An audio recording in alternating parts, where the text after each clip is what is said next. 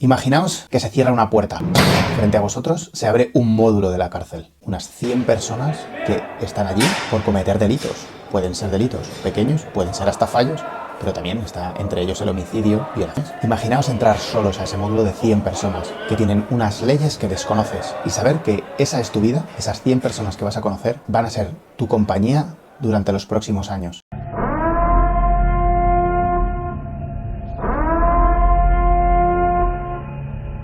La cárcel es un lugar hostil. Yo he estado en la cárcel, no he estado preso, sino que estuve impartiendo cursos de matemáticas, lengua, geografía, una serie de asignaturas, y las impartía en el módulo. Yo tenía 20 años y las impartía. Yo tenía 19 años y 20 años y las impartía en el módulo de gente entre 18 y 21 años, de hombres entre 18 y 21 años, que se supone que son, por así decirlo, los más traviesos. Que yo supongo que los funcionarios habrán cambiado mucho, pero en aquella época, bueno, eran funcionarios de los que dentro de su, iba a llamarlo celda, ¿no? Pero de su cubículo había pues pósters de tías en pelotas, o sea, eran otro tipo de funcionarios. Claro que en aquella época había pósters de chicas desnudas hasta en los talleres mecánicos o en cualquier sitio donde hubiera, y no estaba mal visto. De hecho, a lo mejor a una peluquería o al arreglar el coche te regalaban a ti un calendario, al principio del año te regalaban un calendario, incluso siendo niño, o sea, a mí con 12 o 11 años me lo han regalado. Te regalaban un calendario que salía una tía en ropa interior y chupándolo, el calendario, bueno, chupándolo o poniendo la saliva, lo borrabas. Eso se lo regalaban a los niños. Quiero decir que es que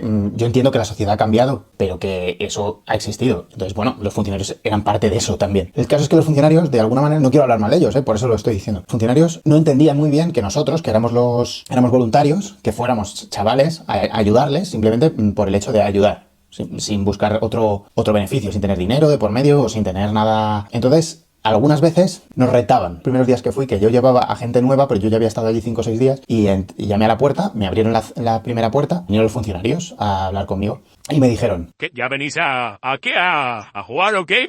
Como en tono de vacile, ¿sabes? Y le digo, sí, bueno, venimos a impartirles clases y tal. Y dice... Pues nada. Me abrió la puerta del módulo y me dijo... Adelante. Como diciendo, si eres tan valiente, pues entra, ¿no? Y yo que... Chulería nunca me ha faltado, mucha, entré. Y dije, ok, y entré solo al módulo. Había delante de mí 100 chavales jugando a baloncesto, viendo la tele, comiendo algo, estaban repartidos. Y al verme, los 100 se levantaron, os dejaron lo que estuvieran haciendo y vinieron corriendo a donde yo estaba, pensando que yo era un nuevo interno. Os juro que es uno de los momentos que más miedo he pasado en mi vida. No lo digo en broma, vinieron los 100 a por mí, no para pegarme, sino iban chillando cosas tipo, las zapatillas son mías, o me pido el no sé qué, como si yo fuera una especie de... como si hubieras tirado un trozo de carne al mar. Entonces yo, como mi forma de decir, no, que no estoy preso, o sea, que vienen los funcionarios detrás de mí, fue empezar a decirles, a ver, chicos, por favor, reunidos aquí en grupo, poneros en círculo, que tengo que hacer una selección de... Y entonces, cuando empecé a gritar eso, se quedaron completamente descolocados y se empezaron a sentar.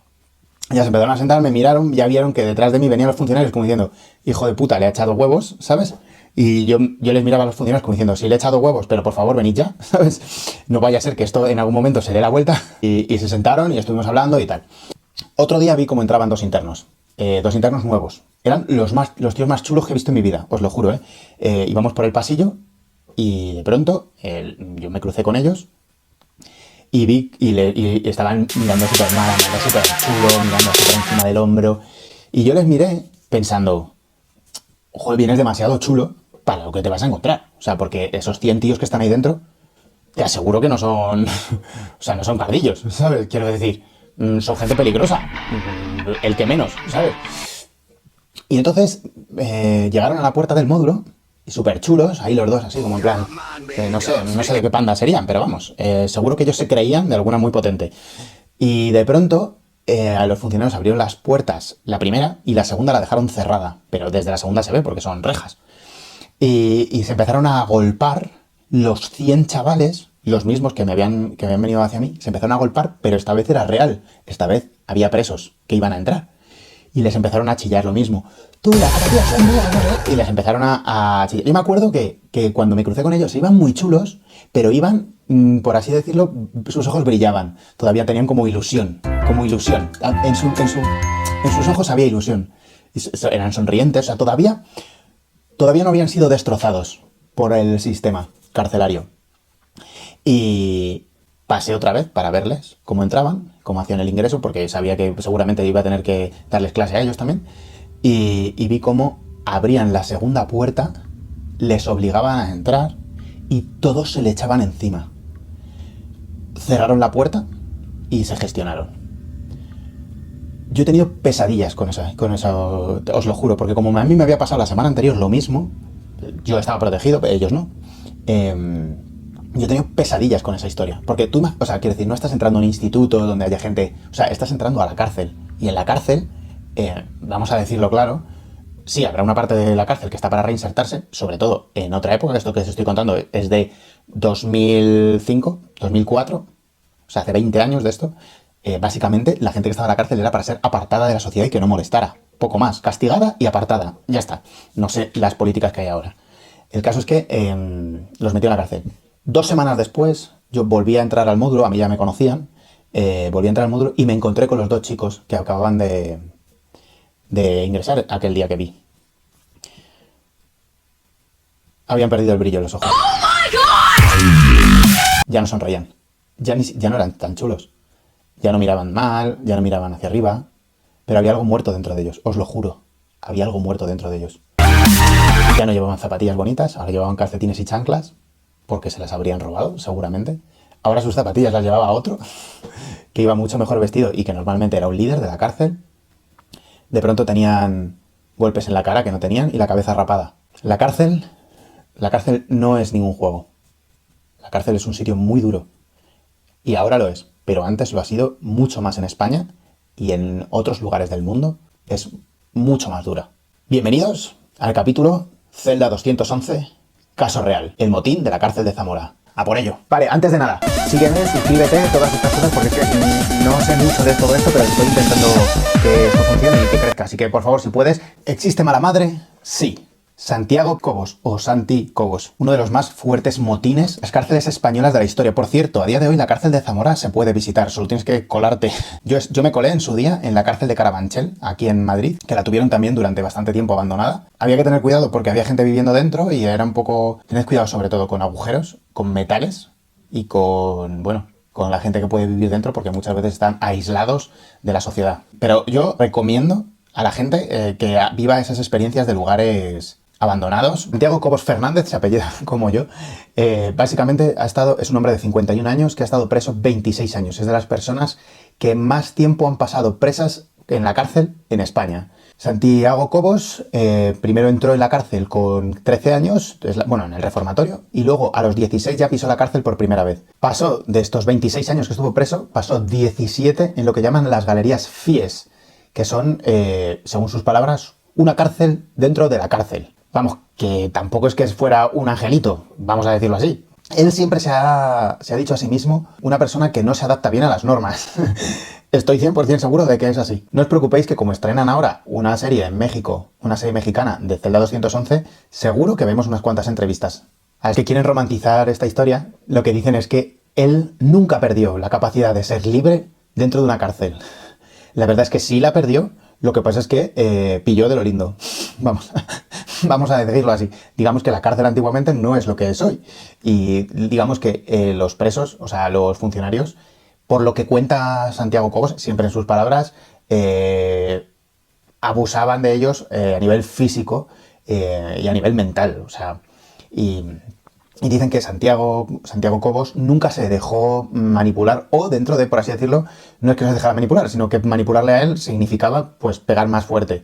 La realidad es que Cobos entró solo para 6 años por una cosa que se llama homicidio postrado, que yo, que no tengo ni idea de derecho, lo he estado buscando y no me ha quedado muy claro, la verdad, si es que le dejó en plan, por ejemplo, paralítico o con alguna lesión muy grave a la persona, y como la intentas matar, pero en realidad le dejas postrado, por ejemplo, en una silla de ruedas, o delito de asesinato en el que al agredir a la persona acabas haciéndole tanto daño que se queda postrado y muere después. Eso es. Según lo que yo tengo entendido parece ser que es una figura de derecho que ya no existe. Según lo que he encontrado históricamente en algunos códigos penales se usaba esta expresión para referirse a lesiones intencionales que dejaban a la víctima en estado grave o inmovilizada y que posteriormente resultaban en su muerte. Es decir, no era un homicidio inmediato, sino un ataque que causaba daños tan severos que la persona quedaba postrada y finalmente fallecida. Esto es lo que he encontrado, porque él dice de sí mismo que le condenaron por delito postrado. Entró para 6 años y le acabaron poniendo dentro de la cárcel más de 70. Él cuenta que nunca ha llevado bien las injusticias. Entonces, no solamente las de los funcionarios, que también, sino que, por ejemplo, si entra, la historia que os he contado, ¿no?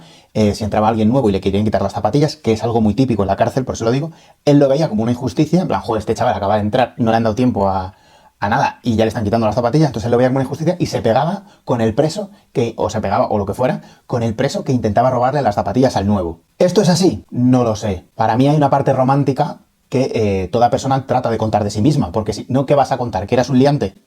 Es que, pero no lo sé, ¿eh? No lo sé. Pero bueno, dentro de este aura que se sentía, que sentía las injusticias como algo intratable, en este aura de rebeldía, una de las cosas que más le ha irritado constantemente ha sido la ansia de libertad, las ganas de estar fuera, de vivir en la calle, ¿no? Otra vez, de que es una injusticia. O sea, le metieron por 6 años y llegó a cumplir 26. De hecho, a día de hoy sigue en régimen de libertad condicional. Hasta 2029, es decir, hasta dentro de 4 años, si todo va bien, no estará en una libertad absoluta. Según sus palabras, dice de la cárcel: era un mundo muy violento, sangriento. Para hacer una reivindicación, 15 personas a la vez nos hacíamos cortes en los brazos o nos metíamos misiles, que se refiere a objetos punzantes, en el estómago. Una de las historias que yo viví cuando estaba en Alcalá Meco, uno de los chicos que yo llevaba y que la verdad que me había hecho muy amigo de él, se llamaba Juan Carlos, era un chaval gitano, súper agradable, súper majo, con 2 hijos, y me acuerdo perfectamente que me contó que tuvo una pelea con un chaval, con otro chico, otro interno, y el interno sacó un cuchillo en mitad de la pelea y en vez de tratar de clavárselo a Juan Carlos, se lo clavó a sí mismo en el estómago, para que le metieran a Juan Carlos más años de prisión. ¿Esta historia es real? No lo sé. Yo te digo que a mí me la han contado así. Pero parece ser que en la cárcel,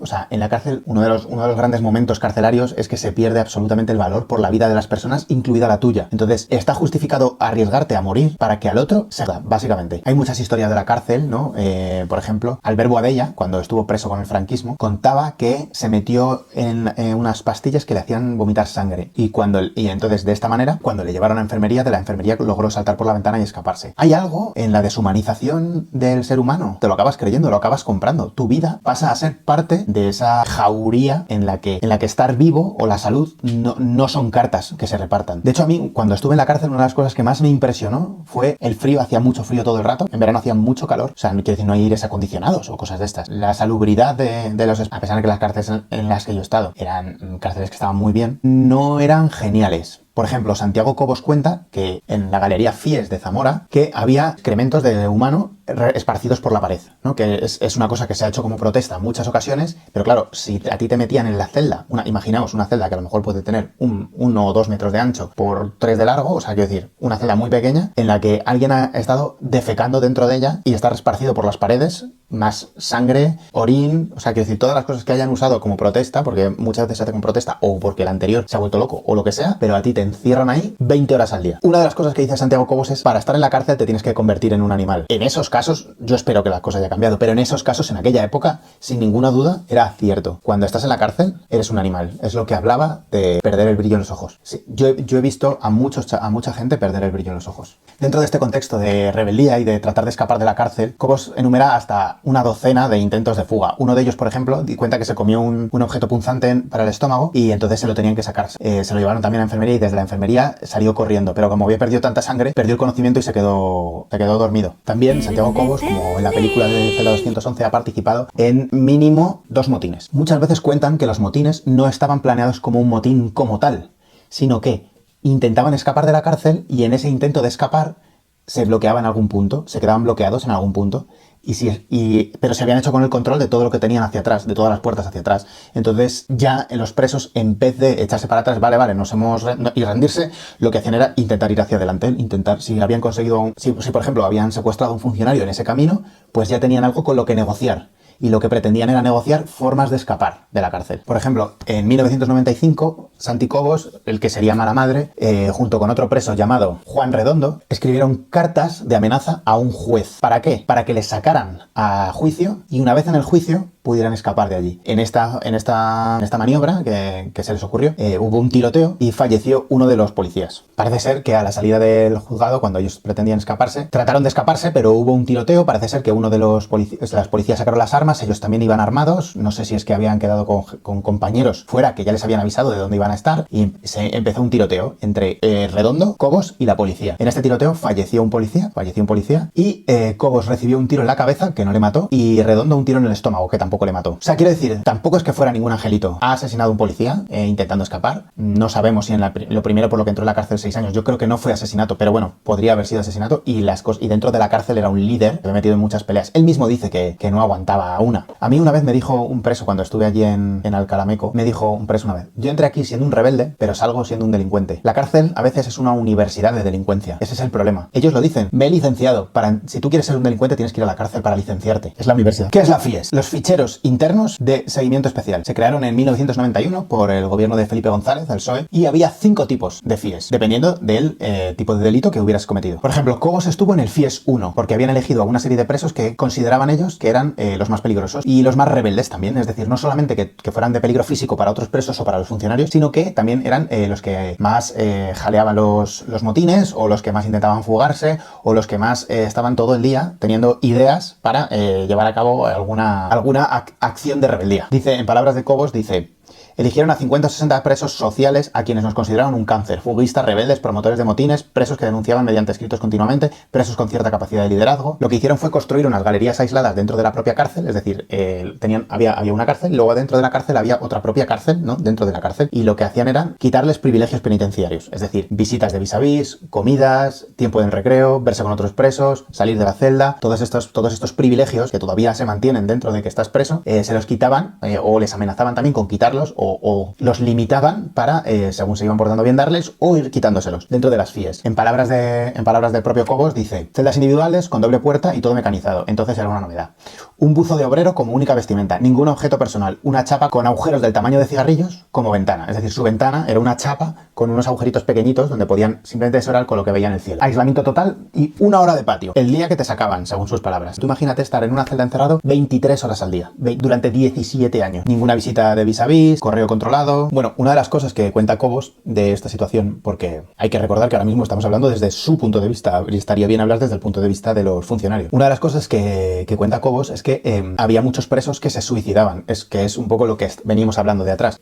La falta de valor hacia tu propia vida hacía también que muchos presos directamente se quitaran la vida. Entonces, el índice de suicidios carcelarios en las FIES era altísimo. Ocurre mucho que se dice del suicidio que en muchos casos se hace contra alguien, es decir, como denuncia a algo o a alguien. El suicidio no es solamente una forma de quiero acabar con todo, sino quiero acabar con todo y que esta persona se jode. Por ejemplo, ocurre mucho en gente joven que se suicida para molestar a sus padres o para molestar a alguien que le ha hecho algo, lo cual es sin duda una estupidez. Claro, es una sola mala. No, o sea, quiero decir, no sé si alguna vez habéis estado tan enfadados con alguien como para que pase algo, pero si te das cuenta, los años pasan. Sí, es verdad, ¿le dejas marcado a esa persona? Sí, le dejas marcado a esa persona, pero os aseguro que no merece la pena. Os recomiendo que os lo replanteéis. Nunca lo hagáis. Nunca hagáis eso. ¿Estáis muy enfadados con alguien?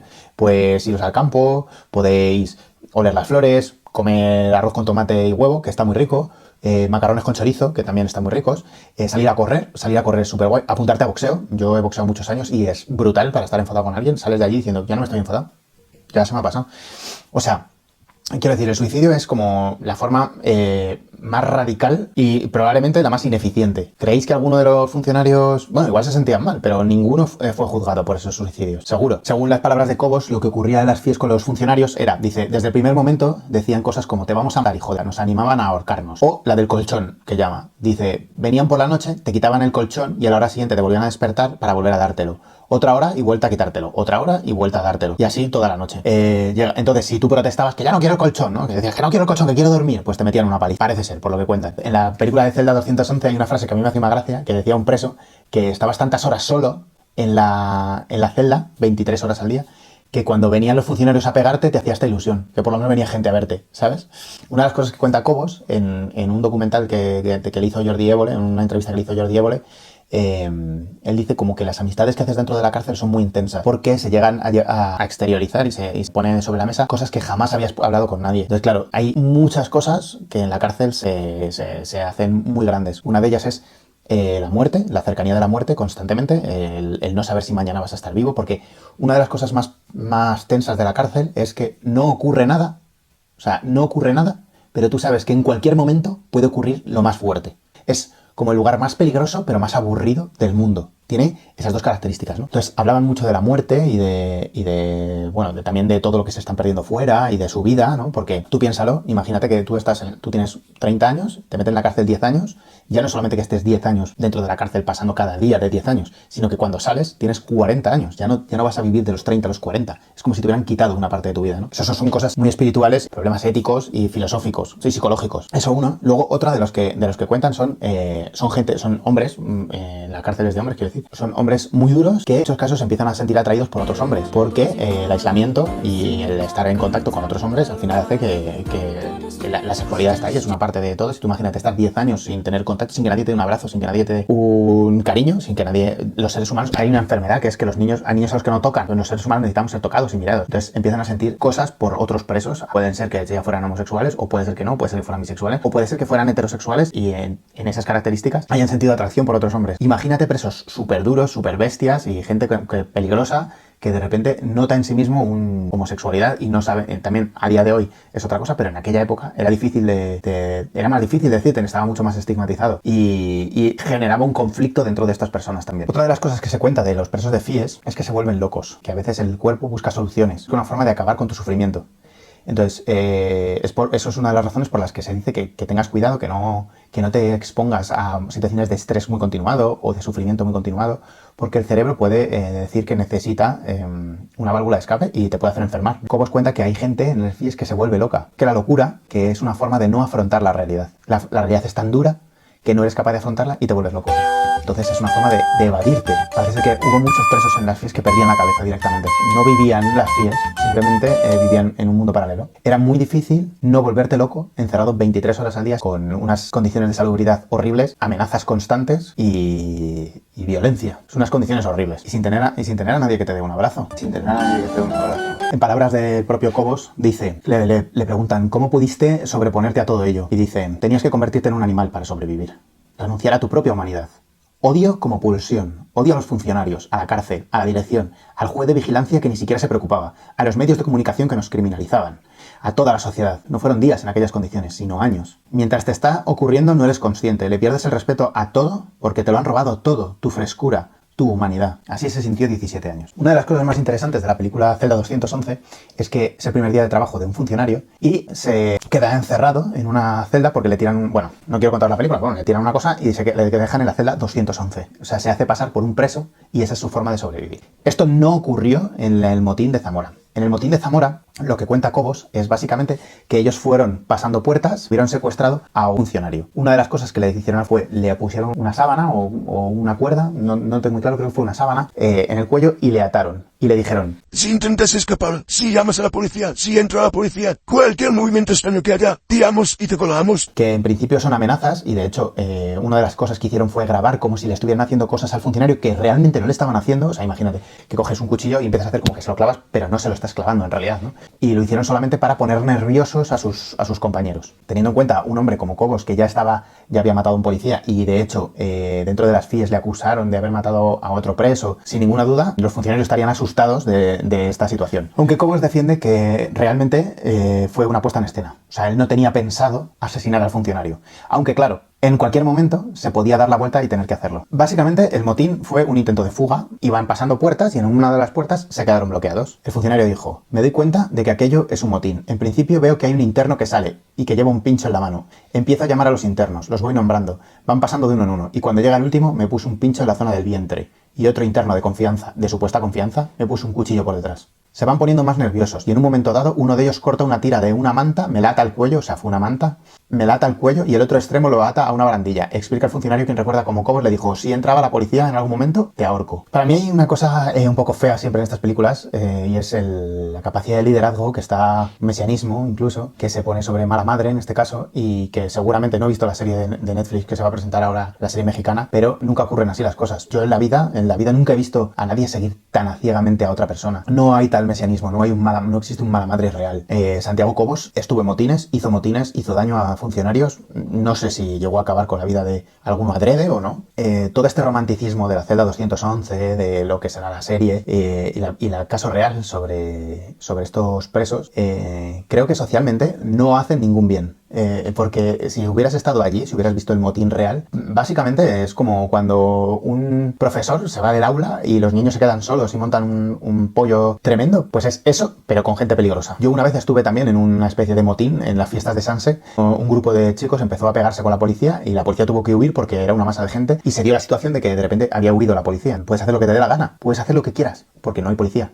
Entonces empezaron a quemar contenedores, unos pegaron a otro chaval, la gente empezó a romper cristales. Hay como un momento salvaje, ¿no? Estoy en contra de romantizar a figuras polémicas y que realmente no ayudan, ¿no? El motín de Zamora acabó con que entró la policía, su hermana, dice, cuando volvió a saber de él ya estaba en la prisión de Villanubla, en Valladolid. Salió con 40 grapas en la cabeza, un brazo roto y una pierna rota. Vamos, que entró la policía, supongo que los antidisturbios, un grupo especial, y pues tampoco creo que midieran mucho, la verdad. Se llegarían a mamporros, tampoco creo que los presos lo pusieran fácil. No es que entrara la policía ahí dando y a tomar por... No, básicamente entiendo que fue una pelea, ¿no? Lo que pasa es que, claro, no es lo mismo estar preparado, entrenado, con cascos, con escudos y con porras, que estar con lo que has cogido, con lo que buenamente has podido coger. Entonces entiendo que ganaron los policías. En Celda 211, un funcionario se hace pasar por un preso para sobrevivir. Esto no ocurrió en Celda 211, pero sí ha ocurrido en otros momentos de la historia. Hay un motín muy famoso en la cárcel de Ática, que me ha recordado, me ha encantado porque me encantó ¿os acordáis de la discoteca Ática? No sé, bueno, pues se llama así por una cárcel. Es que es increíble. A mí estas cosas me vuelven loco. O sea, es que se puede romantizar más que ponerle el nombre de una cárcel a una discoteca.